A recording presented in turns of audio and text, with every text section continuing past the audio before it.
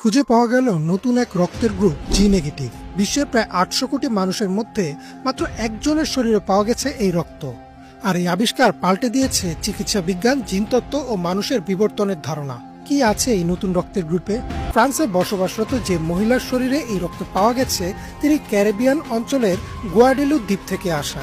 সেখানকার স্থানীয় নাম গুয়াডা, আর তা থেকেই এই গ্রুপের নাম দেওয়া হয়েছে। এই নারী যখন চিকিৎসার জন্য হাসপাতালে যান তখন তার রক্তের গ্রুপ পরীক্ষা করতে গিয়ে চিকিৎসকরা দেখেন তার রক্ত প্রচলিত কোনো গ্রুপের সাথে মিলে না। এমনকি যেসব বিরল উপগ্রুপ বা রেয়ার সাবটাইপস আগে শনাক্ত হয়েছে তার সাথেও মিল খুঁজে পাওয়া যায়নি।